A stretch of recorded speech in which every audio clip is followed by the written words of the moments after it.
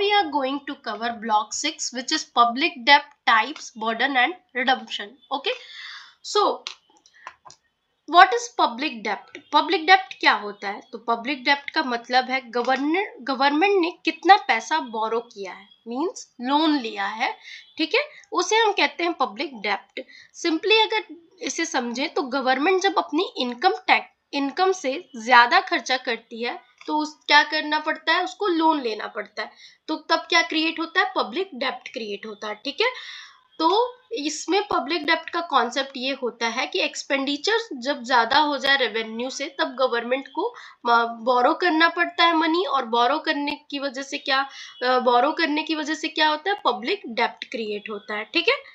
Okay, then अब हम discuss करेंगे टाइप्स ऑफ पब्लिक डेप्ट। टाइप्स ऑफ पब्लिक डेप्ट में हम कौन कौन से टाइप देखेंगे? पहला जो है इंटरनल वर्सेस एक्सटर्नल डेप्ट, ठीक है, पहला और दूसरा ये हो गया, ठीक है। तो इंटरनल वर्सेस एक्सटर्नल डेप्ट के बारे में पढ़ेंगे। फिर हम टाइम के बेसिस पे देखो पब्लिक डेप्ट कितने, जस्ट अ मिनट, हाँ ये स्पेस है, इसको यूज करती हूँ मैं। पब्लिक डेप्ट के बारे में जब टाइप देखेंगे तो कौन कौन से टाइप है? पहला होगा टाइप आपका इंटरनल, ठीक है, और एक्सटर्नल, ठीक, इंटरनल वर्सेस एक्सटर्नल डेप्ट। दूसरा जो टाइप हम लेंगे वो टाइम के बेसिस पे लेंगे, ठीक है। टाइम के बेसिस पे को कितने टाइप के पब्लिक डेप्ट होंगे? तो 3 होंगे। कौन कौन से? शॉर्ट टर्म, दूसरा लॉन्ग टर्म, मीडियम टर्म, ठीक है, एंड तीसरा जो होगा वो होगा लॉन्ग टर्म, ठीक है। ये टाइम के बेसिस पे है।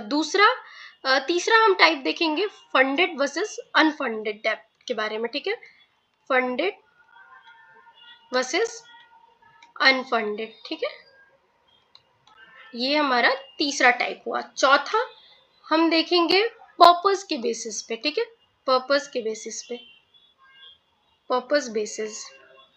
इसमें कौन सा आता है? प्रोडक्टिव डेप्ट आता है एंड डेडवेट डेप्ट आता है, ठीक है। तो अब तक हमने कितने टाइप देखे पब्लिक डेप्ट के? पहले तो हमने समझा कि पब्लिक डेप्ट क्या है, कि गवर्नमेंट जो है अपना एक्सपेंडिचर ज्यादा कर देती है अपनी रेवेन्यू से, तो क्या क्रिएट होता है? पब्लिक डेप्ट। पब्लिक डेप्ट का मतलब लोन लेना, बोरो करना, ठीक है। उसके हमने टाइप देखे कि पब्लिक जो बोरो है वो गवर्नमेंट कैसे कैसे कर सकती है। तो एक तो इंटरनल डेप्ट क्रिएट होता है, दूसरा एक्सटर्नल डेप्ट क्रिएट होता है। दूसरे टाइप में हमने टाइम के बेसिस पे देखा जिसमें short, medium and long term आ रहा है। एंड तीसरा हमने फंडेड वर्सेस अनफंडेड देखेंगे। और चौथा जो है हम पर्पस के बेसिस पे देखेंगे कि प्रोडक्टिव एंड डेडवेट डेप्ट क्या होता है, ठीक है। तो एक एक करके टाइप समझते हैं। पहले तो इंटरनल डेप्ट के बारे में समझते हैं। तो इंटरनल डेप्ट मतलब अपने कंट्री के लोगों से लेना, ठीक है। जब गवर्नमेंट जो है अपने कंट्री के लोगों से डेप्ट लेती है, जैसे कि बैंक हुआ, आरबीआई हुआ, या पब्लिक को सिक्योरिटी इशू करके जब गवर्नमेंट डेप्ट लेती है उसे कहते हैं इंटरनल डेप्ट। दूसरा ही एक्सटर्नल डेप्ट किसे कहेंगे? जो फॉरेन से लिया जाए, जैसे कि आईएमएफ हुआ, वर्ल्ड बैंक हुआ, फॉरेन कंट्रीज हुआ, अगर उससे जब हम डेप्ट लेते हैं उसे कहते हैं एक्सटर्नल डेप्ट, ठीक है। तो याद रखना एक ट्रिक से कि इंटरनल मतलब घर के अंदर, एक्सटर्नल मतलब बाहर से, ठीक है। टाइम के बेसिस पर बात करें, टाइम के बेसिस पे शॉर्ट टर्म, मीडियम टर्म और लॉन्ग टर्म है, ठीक है। तो शॉर्ट टर्म क्या है? मींस लेस देन 1 ईयर, मतलब less than 1 year means treasury bill जो होता है वो शॉर्ट टर्म डेप्ट में आता है, ठीक है। जब आप लेस देन 1 ईयर के लिए कोई डेप्ट लेते हो, like treasury bill, T bill issue कर से टी बिल्स के थ्रू, तो आप जो है क्या कर रहे हो? शॉर्ट टर्म डेप्ट ले रहे हो, ठीक है। मीडियम टर्म में क्या होता है? ड्यूरेशन 1 to 5 ईयर, ठीक है। इसीलिए हम इसको टाइम के बेसिस पे क्लासिफाई कर रहे हैं, शॉर्ट टर्म और मीडियम टर्म को। शॉर्ट टर्म मतलब 1 साल से कम, जो कि टी बिल के इशू करने से आता है। मीडियम टर्म मतलब 1 to 5 year, and long term मतलब फंड, इसको लॉन्ग टर्म डेप्ट को ही फंडेड डेप्ट कहते हैं, जो कि मोर देन 5 ईयर से अधिक के लिए आप जब डेप्ट लेता है गवर्नमेंट तो उसे कहते हैं लॉन्ग टर्म, ठीक है। ओके, फंडेड मतलब प्रॉपर प्लान होता है रीपे करने का, ठीक है। इसे सिंकिंग फंड भी कह सकते हो, ठीक है, मतलब जहां पे प्रॉपर प्लान हो रीपे करने का, यहाँ रीपे करने का प्रॉपर प्लान होता है। अनफंडेड मतलब शॉर्ट टर्म होता है, कोई फिक्स्ड रीपेमेंट प्लान नहीं होता है इसका, अनफंडेड का, ठीक। पर्पस के बेसिस पे देखें तो प्रोडक्टिव मतलब कि कोई डेप्ट आप ले रहे हो प्रोडक्टिव के लिए, मतलब infrastructure, education, future income generate करने के लिए जब आप डेप्ट ले रहे हो तो वो प्रोडक्टिव डेप्ट में कंसिडर्ड होता है। डेडवेट डेप्ट वही क्या होता है कि आप जब वॉर और सब्सिडी या कंजप्शन के लिए जब लेते हो तो ये डेडवेट डेप्ट क्रिएट होता है। क्यों? क्योंकि इसमें कोई रिटर्न नहीं होता है, ठीक है, कोई आप रिटर्न नहीं करते हो, मतलब रिटर्न नहीं होता। अगर ये जो खर्च हो गया मतलब खर्च हो गया, अब ये वापस नहीं आ सकता है, ठीक है, जैसे कि वॉर हुआ, सब्सिडी हुआ, कंजप्शन हुआ, ठीक है। प्रोडक्टिव डेप्ट को हम जो है गुड डेप्ट मानते हैं, लेकिन डेडवेट डेप्ट को हम एक तरह से बर्डन मानते हैं, ठीक है।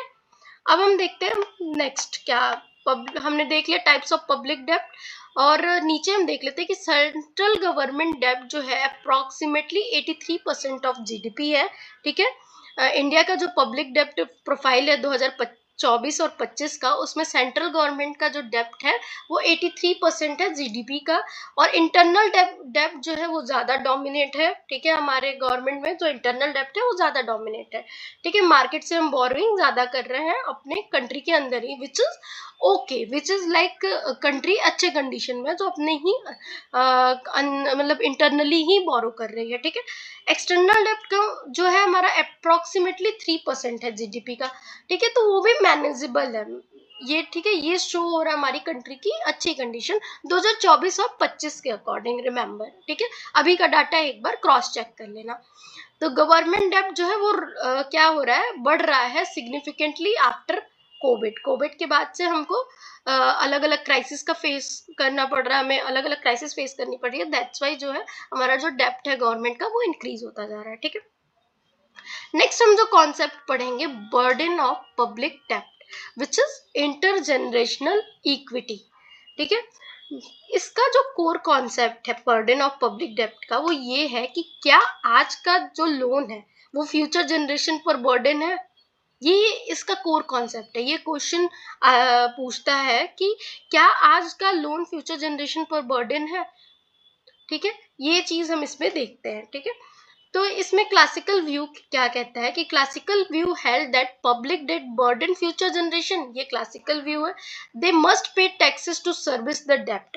तो इस वजह से जो क्लासिकल व्यू है वो कहते हैं कि जो आज का डेप्ट है वो फ्यूचर जनरेशन पे बर्डन है, इस वजह से उनको टैक्सेस पे करना चाहिए इस डेप्ट को चुकाने के लिए, ठीक है। इसमें जो हम देखते हैं कि एक कॉन्सेप्ट देखते हैं इंटरनल डेप्ट का। इंटरनल डेप्ट का मतलब कि कोई रियल बर्डन नहीं है, मतलब फ्यूचर जनरेशन टैक्स पे करेगी पर पैसा जो है सेम जनरेशन के बॉन्ड होल्डर को मिलेगा, ठीक है। मतलब क्या समझ आया कि इंटरनल डेप्ट जो है कोई रियल बर्डन नहीं क्रिएट कर रही है, राइट पॉकेट से लेफ्ट पॉकेट बस ट्रांसफर हो रहा है, एक तरह का ये एग्जांपल समझ लो, ठीक है। इसमें क्या हो रहा है कि नेट बर्डन नहीं हो रहा बल्कि एग्रीगेट लेवल पे हो रहा है, जहां पे फ्यूचर जो जनरेशन है वो पे तो करेगी टैक्सेस फॉर सर्विस इंटरनल डेप्ट, ठीक है, पर जो मनी है वो किस पे जाएगा, bond holder in the same generation, okay. External डेप्ट का मतलब क्या है, एक्सटर्नल डेप्ट जो है वो एक रियल बर्डन है, ठीक है। एक्सटर्नल डेप्ट क्या शो करता है, एक रियल बर्डन जिसमें फॉरेन का पैसा देना पड़ता है, ठीक है। मतलब फॉरेन का पैसा जब फॉरेन को हम जब पैसा देते हैं तब क्रिएट होता है एक्सटर्नल डेप्ट, ठीक है। फ्यूचर जनरेशन का इनकम जो है वो बाहर चला जाता है इसमें, तो ये एक एक्चुअल बर्डन क्रिएट करता है, समझ आया कि जब फॉरेन को पैसा देना पड़ेगा तो क्या होगा कि फ्यूचर जनरेशन का इनकम जो है वो बाहर चला जाएगा और ये जो है एक्चुअल बर्डन क्रिएट करेगा एक्सटर्नल डेब्ट, ठीक है। ओके अब और क्या हमें याद रखना है कि जो बर्डन है वो डिपेंड करता है किस पे, बर्डन जो है वो डिपेंड करता है लोन का यूज किस लिए हुआ है, ठीक है। अगर लोन का यूज प्रोडक्टिव पर्पज से हुआ है तो क्या होगा, प्रोडक्टिव पर्पज से होगा तो फ्यूचर जनरेशन को क्या होगा, बेनिफिट होगा। लेकिन अगर कंजप्शन के लिए सिर्फ यूज होगा तो सिर्फ जो कंजप्शन के लिए यूज होगा तो फ्यूचर जनरेशन को सिर्फ डेप्ट मिलेगा, एसेट नहीं, ठीक है। तो ये ध्यान देना कि जब भी डेप्ट है वो प्रोडक्टिव है या कंजप्शन पर्पस के लिए है, ठीक है। फिर हम देखते हैं बुचानन की व्यू, बुचानन वर्सेस क्लासिकल के व्यू को अगर हम कंपेयर करें तो क्लासिकल का व्यू क्या कहता है, क्लासिकल बोलते हैं कि इंटरनल डेब्ट, यहाँ पे क्लासिकल हमने देखा, क्लासिकल व्यू क्या कर रहे हैं, इंटरनल डेब्ट जो है वो रियली में कोई बर्डन नहीं है फ्यूचर जनरेशन पे, ठीक है। और बुचानन क्या कहते हैं, बुचानन कहते हैं कि फ्यूचर टैक्स पेयर्स को फ्यूचर टैक्स पेयर फोर्स्ड हो रहे हैं, ये बर्डन ही है इंटरनल डेब्ट, ठीक है। बुचानन आर्ग्यूड दैट इवन इंटरनल डेब्ट is a burden on future tax payer, ठीक। वो कहते हैं कि ये इंटरनल डेब्ट जो है वो फ्यूचर टैक्स पेयर के लिए ये भी बर्डन है, ठीक। और क्लासिकल व्यू कहते हैं कि नहीं है, रियल में ऐसा नहीं है, बर्डन नहीं है वो, ठीक। उसके बाद हम देखते हैं रिकार्डियन का इक्विवेलेंस थ्योरम, जो कि रिकार्डियन का इक्विवेलेंस थ्योरम बैरो द्वारा दिया जाता है 1974 में। वो क्या बोलते हैं कि लोग स्मार्ट होते हैं, अगर आज गवर्नमेंट लोन लेती है तो लोग फ्यूचर का टैक्स एक्सपेक्ट कर लेते हैं, ठीक है। तो वो आज ही सेविंग अपना बढ़ा देते हैं और इसके रिजल्टेंट ये होता है कि डेब्ट का जो रियल इफेक्ट आता है वो जीरो आता है, ठीक है। ये रिक्वार्डियन का इक्विवेलेंस है, इक्विवेलेंस मतलब इक्वलिटी में वो सारी चीजें देखते हैं, ठीक है। कि लोग स्मार्ट होते हैं, आज गवर्नमेंट लोन लेती है, लोग फ्यूचर टैक्स एक्सपेक्ट करते हैं, इसी वजह से वो सेविंग पहले ही बढ़ा देते हैं और इससे जो है डेब्ट का उन पर रियल इफेक्ट जीरो हो जाता है, ठीक है। पर इसमें जो इंपेरिकल एविडेंस है रिकार्डियन इक्विवेलेंस के लिए वो थोड़ा मिक्स्ड है, कि ऐसा जरूरी नहीं है, थोड़ा मिक्स आया हुआ है, ठीक है। Now let's see capital stock transfer theory and welfare attitude theory, ठीक है। कैपिटल स्टॉक ट्रांसफर थ्योरी जो है, capital stock transfer theory and welfare attitude theory के बारे में हम देखते हैं, ठीक है। तो कैपिटल स्टॉक ट्रांसफर थ्योरी क्या कहती है कि जब भी गवर्नमेंट बोरो करती है तो क्या होता है कि प्राइवेट इन्वेस्टमेंट कम हो जाती है। क्यों? क्योंकि जब भी गवर्नमेंट जो है वो बोरो करेगी, अगर गवर्नमेंट जो है वो बोरो करेगी तो उससे क्या होता है कि इंटरेस्ट रेट हमारा बढ़ जाता है, ठीक है। इंटरेस्ट रेट जो है हमारा इंक्रीज हो जाता है और इसके कारण क्या होता है कि प्राइवेट फर्म जो है इन्वेस्ट करना कम कर देती हैं, ठीक है। प्राइवेट फर्म अपनी इन्वेस्टमेंट कम कर देती हैं और इस वजह से प्राइवेट फर्म की इन्वेस्टमेंट कम करने की वजह से क्या होता है, कैपिटल स्टॉक जो है हमारा कम हो जाता है। इसी को कहते हैं हम लोग कैपिटल स्टॉक ट्रांसफर थ्योरी, ठीक है। इससे क्या होता है कि फ्यूचर जनरेशन के पास जो है कम कैपिटल होता है और बर्डन जो है ज्यादा होता है, ठीक है। और इसे दिया किसने है, मिडी ने, मिडी एंड अदर्स, मतलब और भी इकोनॉमिस्ट इसके साथ थे, but capital stock transfer theory associated mainly मिडी से है, ठीक है। जिसमें वो क्या आर्ग्यू करते हैं कि government borrowing transfer capital stock from private sector to the public sector. क्या करती है कि गवर्नमेंट बोरो जो करती है मनी, उसके कारण क्या होता है जो प्राइवेट सेक्टर है वो अपना कैपिटल स्टॉक पे ना खर्च करके कहाँ अपने पैसे लगा देती है, टू पब्लिक सेक्टर, क्योंकि इंटरेस्ट ज्यादा मिलता है और इस वजह से क्या होता है कि कैपिटल स्टॉक नहीं क्रिएट हो पाता और फ्यूचर जनरेशन पे एक कैपिटल स्टॉक का बर्डन आ जाता है, ठीक है, कम कैपिटल हो जाता है, ठीक है। देन अब हम देखते हैं welfare attitude theory. Welfare attitude theory क्या कहती है कि ये हाउ पीपल सी, मतलब इन इट मीन्स कि डिपेंड अपॉन लोगों के माइंडसेट पे है, ठीक है। वेलफेयर एटीट्यूड थ्योरी कहती है कि डेप्ट जो है वो किस पे डिपेंड है, लोगों के माइंडसेट पे, जैसा लोग देखते हैं उसी हिसाब से जो है वो वेल्थ का जो डेप्ट का है अफेक्ट उनको अफेक्ट जो है पड़ता है, ठीक है। मीन्स कि वो पीगू, इसमें दो एनालिसिस है, एक पीगू का है एक रिकार्डो का है, ठीक है। एक पीगू का है एक रिकार्डो का एनालिसिस है। क्या बोलता है कि पब्लिक डेब्ट depending on how citizens perceive it, कैसे सिटीजन इसको परसीव करते हैं इस पे डिपेंड करता है पब्लिक डेब्ट, ठीक है। अगर इसमें पीगू क्या आर्ग्यू करते हैं कि they feel richer when the government borrows and increase consumption, मतलब पीगू कहते हैं कि अगर जो बॉन्ड होल्डर्स हैं, पीगू का व्यू क्या है इसमें, पीगू व्यू को देखते हैं। पीगू व्यू कहता है कि बॉन्ड होल्डर्स जो है, बॉन्ड लाइक जो बॉन्ड है उसको अगर आप वेल्थ की तरह कंसिडर्ड करो, ठीक है, तो क्या होगा कि अगर आप बॉन्ड को वेल्थ की कंसिडर करोगे तो आप फील ही नहीं करोगे कि गवर्नमेंट के पास डेप्ट है, ठीक है, और या आपके पास डेप्ट है। आप इससे क्या करोगे, इससे क्या होगा कि आप ज्यादा कंज्यूम करोगे, ठीक है, ज्यादा कंज्यूम करोगे तो जो डेप्ट का नेट इफेक्ट है वो जीरो आ जाएगा, क्योंकि कंजप्शन नहीं रुक रही है लोगों की, वो फील कर रहे हैं कि बॉन्ड उनका जो है वेल्थ के बराबर है। ठीक है, तो ये है वेलफेयर एटीट्यूड थ्योरी का कि हाउ यू परसीव डेप्ट। ओके, जैसा आप परसीव करोगे उसका वैसा अफेक्ट आता है। ठीक है, रिकार्डियन व्यू क्या कहता है कि रिकार्डियन व्यू कहता है कि बॉन्ड जो है, एक सेकेंड, रिकार्डियन व्यू कहता है कि जो बॉन्ड है वो क्या है, फ्यूचर टैक्स है एक तरह का। ठीक है, बॉन्ड जो है फ्यूचर टैक्स है, तो यहाँ क्या करेंगे लोग, सेव करेंगे। देखो, यही है परसेप्शन का अंतर। अगर आप बॉन्ड को वेल्थ देख रहे हो तो लोग ज्यादा कंज्यूम करेंगे, अगर बॉन्ड को आप फ्यूचर टैक्स की तरह देख रहे हो तो लोग क्या यहाँ करेंगे, सेव करेंगे। ठीक है, लोग यहाँ क्या करेंगे, ज्यादा सेव करते हैं। ठीक है, ओके, तो फिर ये क्या शो हो रहा है कि सेम डेप्ट ही है, एक ही डेप्ट है, पर क्या हो रहा है, डिफरेंट इसका इम्पैक्ट आ रहा है।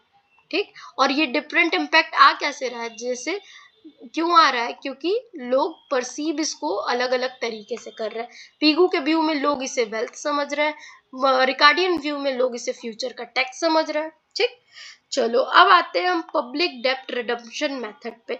पब्लिक डेप्ट रिडम्पशन मेथड क्या है, तो ये एक तरह का ये एक इम्पॉर्टेंट मेथड है। ये पब्लिक डेप्ट रिडम्पशन का मेथड का मतलब ये होता है कि डेप्ट का रीपेमेंट कैसे होता है। ठीक है, हम डेप्ट तो ले लिए, अब तक हमने ये देखा, अब इसको रीपे कैसे करेंगे। ठीक है, तो इसके लिए इम्पोर्टेंट मेथड है, तो देखते हैं कौन कौन सा मेथड है।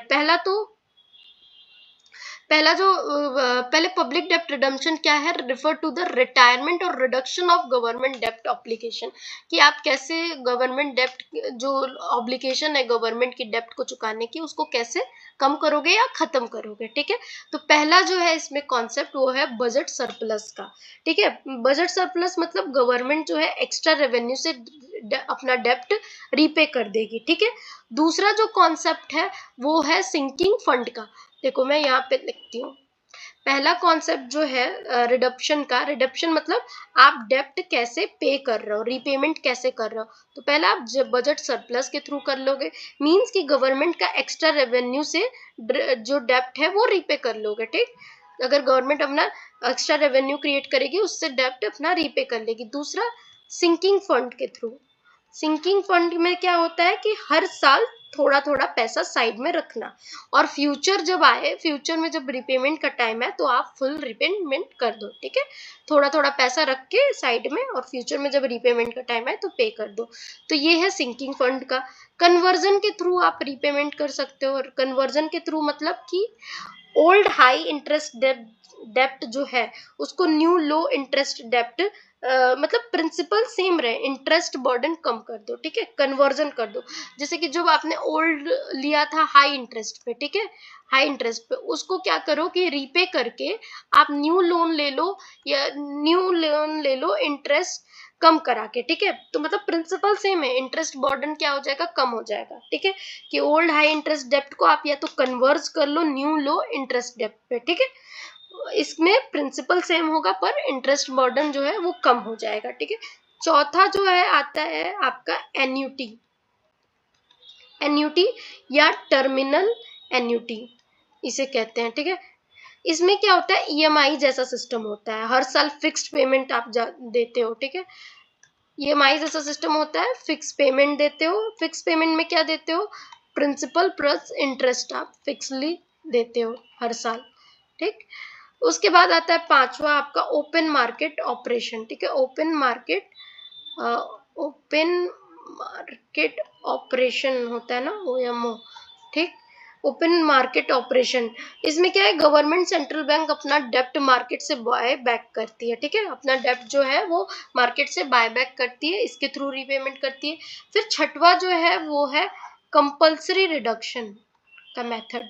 कंपल्सरी रिडक्शन मींस क्या होता है कि गवर्नमेंट जबरदस्ती इंटरेस्ट या प्रिंसिपल कम कर देती है। ठीक है, कंपल्सरी रिडक्शन। ठीक है, सेवेंथ क्या है, रेपुटेशन। रेपुटेशन क्या है, एक एक्सट्रीम केस है, गवर्नमेंट बोल दे कि हम रीपे ही नहीं करेंगे। ठीक है, पर इससे क्या होता है कि क्रेडिबिलिटी लूज होती है गवर्नमेंट की। ठीक है, रेपुटेशन।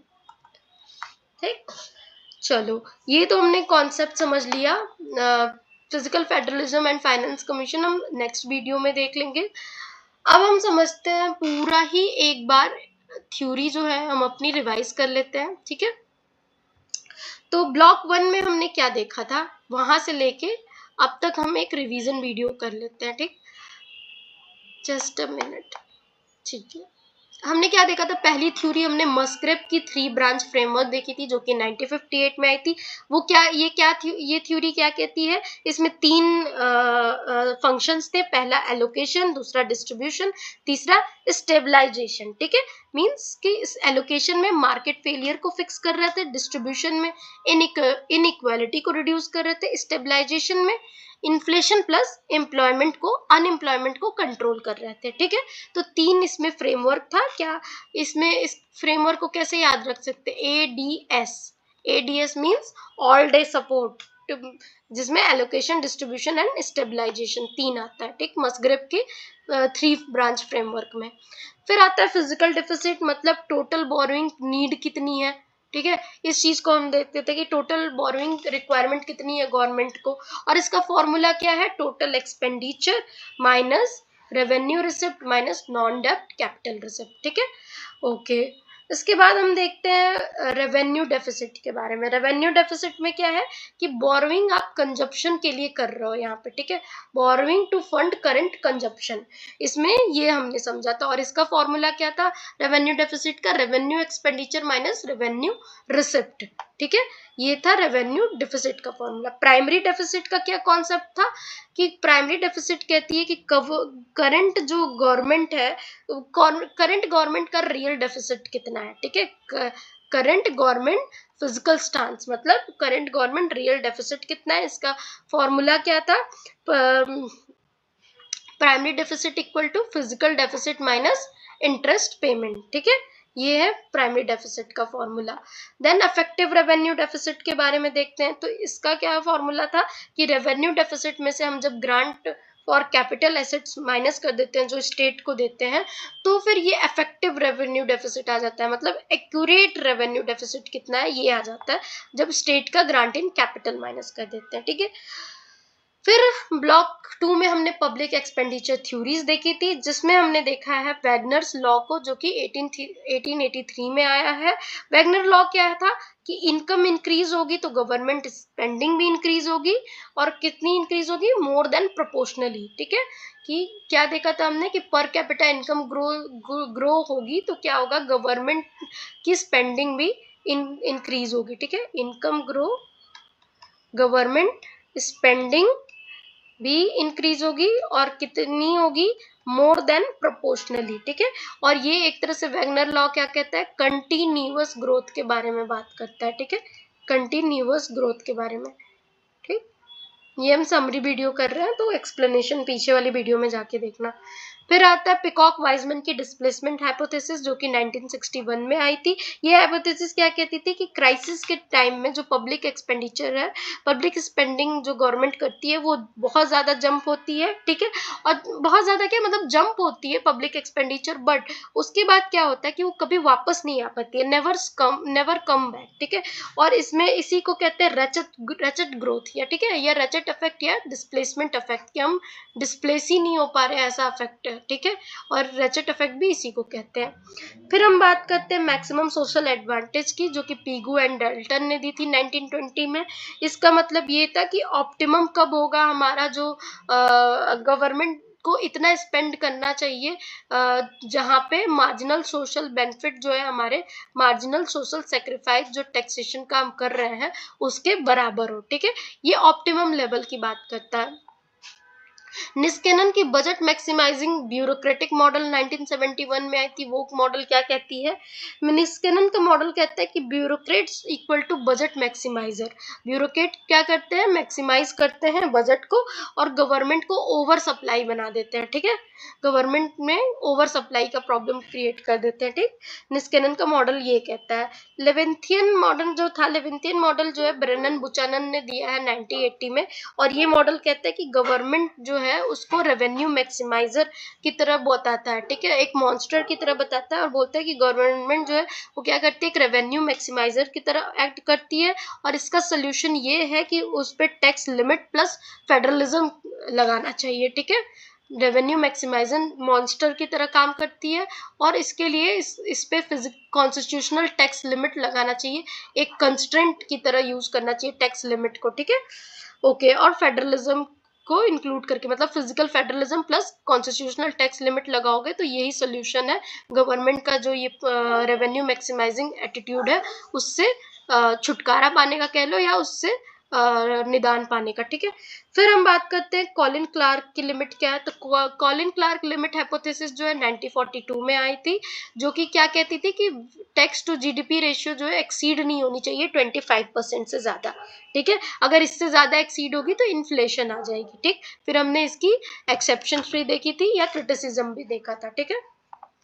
तो कॉलिन क्लार्क लिमिट रिमेंबर क्या है, 25% से अधिक जो है वो टैक्स टू जीडीपी रेशियो नहीं होना चाहिए, नहीं तो क्या आ जाएगा, इन्फ्लेशन आ जाएगा। फिर हम आते हैं ब्लॉक 3 पे, जहाँ पे हमने टैक्सेशन थ्योरी करी थी, जिसमें हमने कैनन प्रिंसिपल एंड इंसिडेंट्स देखा था जिसमें फर्स्ट हमने देखा था एडम स्मिथ की कैनन्स ऑफ टैक्सेशन जो कि 1776 में आई थी और इसमें उन्होंने 4 कैनन्स दिए थे, equity, certainty, convenience and economy, okay. फिर हम देखते हैं एबिलिटी टू पे प्रिंसिपल को। एबिलिटी टू पे प्रिंसिपल जो था ये क्या था, रिच जो है वो ज्यादा पे करेंगे, मतलब यहाँ पे प्रोग्रेसिव टैक्सेशन की बात की गई थी, ठीक। फिर बेनिफिट प्रिंसिपल ऑफ टैक्सेशन की बात करें तो मतलब पेमेंट जो होगा किसके इक्वल होगा, बेनिफिट रिसीव्ड के, ठीक। बेनिफिट प्रिंसिपल मतलब क्या है कि पीपल शुड पे टैक्सेस किसके बराबर, in proportion to benefit they receive from government service. तो आप उतना पे करो जितना आप गवर्नमेंट सर्विस ले रहे हो, उस हिसाब से टैक्सेस पे करो, और ये जो है विक्सल एंड लिंडन ने दिया था, ठीक है। ओके, नेक्स्ट अब हम impact and incident and shifting of taxes के बारे में देखा था। तो जो टैक्स इंसिडेंट है क्या है, इम्पैक्ट के बराबर जो है इंसिडेंट नहीं होना चाहिए, ठीक है। इसका हमने फॉर्मूला देखा कि ये कंज्यूमर पे बर्डन आता है तो इस तरह का फॉरवर्ड शिफ्टिंग, और प्रोड्यूसर पे बर्डन आता है तो इस तरह का, ठीक है, backward shifting to producer. Consumer burden का फॉर्मूला था ये और प्रोड्यूसर बर्डन का ये था, तो क्या था, ईएस अपॉन में ईएस प्लस ईडी जो है consumer burden, and producer burden ED upon में ईएस प्लस ईडी, ठीक है, इलास्टिसिटी से। टाइप्स ऑफ टैक्सेशन, टैक्स में क्या देखा था, प्रोग्रेसिव देखा। प्रोग्रेसिव में क्या होता है, रेट जो है वो इंक्रीज होता है विथ इनकम, ठीक है। विथ इनकम जो है प्रोग्रेसिव में रेट इंक्रीज होता है, और रिग्रेसिव में क्या होता है, रेट फॉल होता है इनकम के साथ, जितना इनकम का पुअर जो होते हैं इसमें रिग्रेसिव में क्या ज्यादा पे करते हैं, एक तरह का इनडायरेक्ट टैक्स है, ठीक है। प्रोग्रेसिव में क्या होता है, सेम रेट होता है एट ऑल इनकम। प्रोग्रेसिव जो प्रोपोर्शनल में, प्रोग्रेसिव में क्या होता है, rate rise with income. Proportional में क्या होता है, सेम रेट होता है हर एक इनकम ग्रुप के लिए, ठीक है। उसके बाद डायरेक्ट में जो डायरेक्टली पे किया जाता है पर्सन जो बियर कर रहा है, ठीक है। इनडायरेक्ट में जो है ये टैक्स जो बर्डन है वो शिफ्ट कर दिया जाता है अदर पे, ठीक। ये हमने देखा था टाइप्स ऑफ टैक्सेशन में। उसके बाद tax elasticity, buoyancy and measurement हमने पढ़ा ब्लॉक 4 में। टैक्स बॉयंसी मतलब, टैक्स बॉयंसी का मतलब है include policy changes. Tax buoyancy क्या करता है, इंक्लूड करता है पॉलिसी चेंजेस, मींस कि buoyancy equal to percentage change in tax revenue upon में change percentage change in GDP, मतलब मेजर करता है टोटल रिस्पॉन्सिवनेस जो tax revenue to GDP growth पे है, ठीक है। इसमें क्या इंक्लूड करता है, both automatic response and discretionary policy change भी, ठीक। उसके बाद हम देखते हैं टैक्स इलास्टिसिटी के बारे में। ये एक्सक्लूड कर देता है, पॉलिसी चेंजेस को इंक्लूड नहीं करता है tax elasticity, pure automatic response को शो करता है, ठीक। और जो बयान्सी है वो इंक्लूड करता है पॉलिसी चेंजेस, और जो टैक्स इलास्टिसिटी है ये रिमूव कर देता है पॉलिसी चेंजेस, ठीक है। ओके, नेक्स्ट हम देखते हैं टैक्स शिफ्टिंग के बारे में। टैक्स शिफ्टिंग मतलब फॉरवर्ड एंड बैकवर्ड। फॉरवर्ड मतलब कंज्यूमर पे जाता है, बैकवर्ड में प्रोड्यूसर पे जाता है, ठीक है। और ये क्या करता है, डिपेंड करता है इलास्टिसिटी पे, ठीक। याद रखना, फॉरवर्ड मतलब कंज्यूमर पे जा रहा है, बैकवर्ड मतलब प्रोड्यूसर पे, और डिपेंड किस पे टैक्स शिफ्टिंग करता है, इलास्टिसिटी पे, ठीक है। नेक्स्ट आते हैं ब्लॉक 5 में हम, वेट अ मिनट, ब्लॉक 5 में, ब्लॉक 5 जो था वो क्या है, ऑप्टिमल टैक्स थ्योरी का। ऑप्टिमल टैक्स थ्योरी में हमने क्या देखा था, रैमसे रूल को देखा था। ठीक है, रैमसे रूल क्या कहता है कि टैक्स जो है मोर किस पे लगेगा, टैक्स जो है ज्यादा लगेगा ऑन इन इलास्टिक गुड पे। ठीक है, टैक्स किस पे लगाओ ज्यादा, जिस पे इन इलास्टिक गुड पे, और इनवर्स इलास्टिसिटी रूल को ये फॉलो करता है रैमसे रूल। ठीक है, और एफिशिएंट तो है बट रिग्रेसिव है ये। ठीक है, ये रैमसे रूल कब आया, 1928 में। ऑप्टिमल कॉमोडिटी टैक्सेशन के थ्योरी देते हैं रैमसे रूल, जिसमें कहते हैं इन इलास्टिक गुड पे ज्यादा टैक्स लगाओ, और इनवर्स इलास्टिसिटी रूल को फॉलो करता है, और एफिशिएंट तो है बट क्या है, रेग्रेसिव है। ठीक है, रेग्रेसिव टैक्सेशन फॉलो करता है। फिर आते हैं मिरल्स की मॉडल को, जो कि 1971 में आया है। मिरल्स का मॉडल ऑप्टिमल इनकम टैक्स इसका नाम है, और ये जो मॉडल है ये कहता है कि balance equity versus efficiency, means कि हाई टैक्स लगाओ लेस वर्क इंसेंटिव मिलेगा। ठीक है, अगर हाई टैक्स लगाओगे तो लेस वर्क इंसेंटिव मिलेगा। क्या कहता है कि ऑप्टिमल इनकम टैक्स बैलेंस, मतलब redistribution and efficiency, work incentive. ठीक है, जो हाई अर्नर होंगे वो have a high social value of redistribution, but high efficiency cost भी होगा उनका। ठीक, मतलब क्या कह रहा है कि बैलेंस करो, बैलेंस इक्विटी पे ध्यान दो, मतलब बैलेंस करो versus, balance equity versus efficiency के बारे में बात करता है। और दूसरा, हाई टैक्स पे जो होगा लेस वर्क इंसेंटिव होगा। ठीक, देन हम बात करते हैं लेफर कर्व। लेफर कर्व में क्या हमने पढ़ा, 1980 में आया हुआ है। मींस कि tax rate versus revenue, means inverted you जो है, ये रिलेशनशिप लेफर कर्व किस चीज का बताता है, टैक्स रेट और रेवेन्यू का, और इन्वर्टेड यू शेप में होता है। ठीक, जितना हाई टैक्स होगा उतना रेवेन्यू कम होगा। लेफर कर्व ये बताता है। फिर रान कर्व के बारे में बात करें तो रान कर्व बताता है कि गवर्नमेंट साइज वर्सेस ग्रोथ के रिलेशनशिप बताता है। ये भी इन्वर्टेड यू ही होता है। ठीक है, गवर्नमेंट की साइज और इकोनॉमिक ग्रोथ के बीच में रिलेशनशिप बताता है। इन्वर्टेड यू शेप ये भी होता है, और ये बताता है कि ऑप्टिमल जो गवर्नमेंट और इकोनॉमिक ग्रोथ में होना चाहिए परसेंटेज, वो 15 to 25% होना चाहिए। ठीक है, ऑप्टिमल जो है G/Y कितना हो, ऑप्टिमल G/Y 15 से 25% हो। ठीक है, एस्टिमेटेड, सॉरी। ठीक, नेक्स्ट आते हैं एर्मे कर्व। एर्मे कर्व क्या कहता है कि सेम ये रैन कर्व के ही सेम कॉन्सेप्ट फॉलो करता है, बट ये यूएस के कॉन्टेक्स्ट में था। ठीक है, और इसको डिक एर्मे ने दिया था। ठीक है, ओके। देन आते हैं लेवेंथन मॉडल एंड टैक्स लिमिट के बारे में।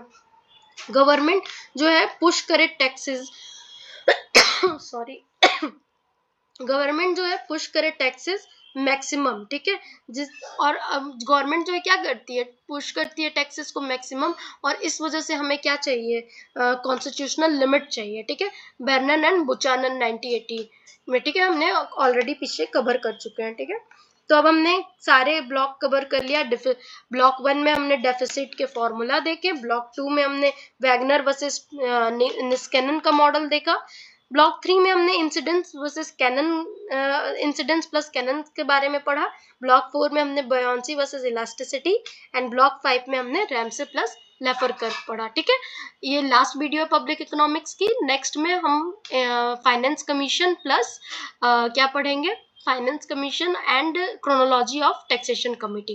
That's it.